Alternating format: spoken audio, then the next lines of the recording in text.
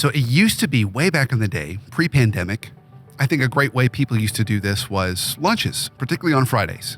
Lunches on Fridays was a great way you could connect with a colleague or a peer or other leader, whether it's in the company cafeteria or you go kind of off campus and you eat somewhere. Is that still something we can leverage, or is there another way we can create kind of an informal space for those kinds of conversations? I mean, I have a lot of people that I coach that have remote work lunches where people, are all on Zoom together and eating, or they'll leverage team channels for different reasons of sharing information. Or one of my clients has whatever the day is, so whatever holiday. Like one day was graduation tassel day. And so, they put in the team chat, who still has their graduation tassel? So this is about not only finding ways to talk to each other, but it's about engagement and bringing people together and spending time together, and not necessarily just on work stuff, right? This is about building a team remotely, which is not always the easiest thing to do. But I've seen a lot of people do it really successfully. It just takes intention. And being the person who's open to conversation and listening and recognizing that we are in a different world now and not everybody is doing okay, and asking the questions, are you okay? How are you doing? How is your family? Like caring about the person in a bigger way than I think we may have done in the past. And I love that last kind of angle you took there, because it immediately made me think about our role as managers. So we talk a lot about visibility and how we gain visibility for ourselves and for the good work that our team is doing. But there's also some role for us as managers and leaders to create spaces for visibility for members of our team. So let's flip that a little bit. How can we create those opportunities? I had one client in the luxury retail space that she would refer to it as platforming. She would, recommend one of her, general managers, go to corporate and present something about their store so they can be platformed in front of the senior executive team. Yep. So how do we create that visibility or platforming opportunities for members of our team? I mean, I think that's a great example. I remember when I first went into supply chain, my director at the time said, "Sue, I'm sending you to Delaware."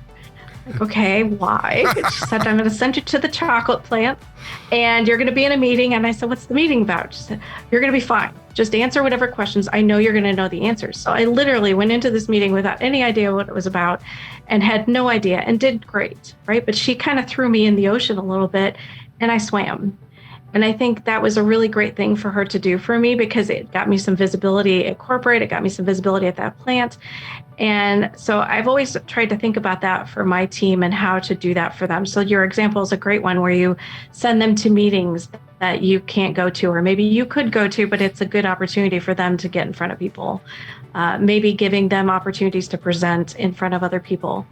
But one of the things that might be challenging is people who are more introverted and who struggle with that. And so what I try to teach people is look for those people and try to give them opportunities. So if you're in a meeting, everyone else is speaking, the more extroverted people are speaking, and those introverted people are kind of sitting back and not saying anything.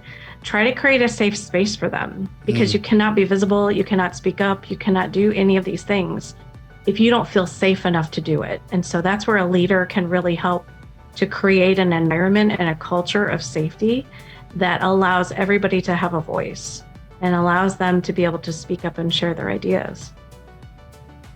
So in creating that safe space, how appropriate is it to actually call on folks to say, "Hey, Isaac, I've noticed you haven't said anything, and I would love to get your thoughts on this topic"? One of the easy ways to do that is to say, I'm going to give everybody, and we're going to talk about this topic, for example, and I'm going to give everybody an opportunity at the end to kind of give me a sentence or their take on it, so it kind of sets everybody up for an opportunity to know that they're all going to get to speak.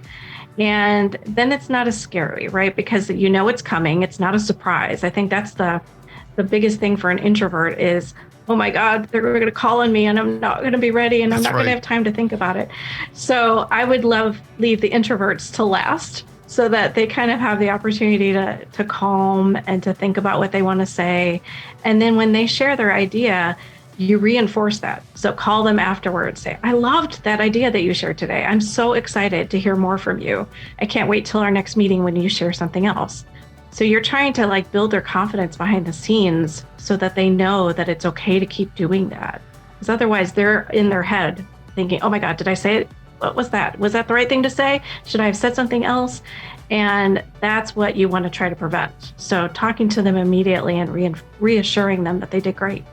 I love that strategy with introverts. Avoid surprises and then do that reinforcement and reassuring at the end. I think that's great.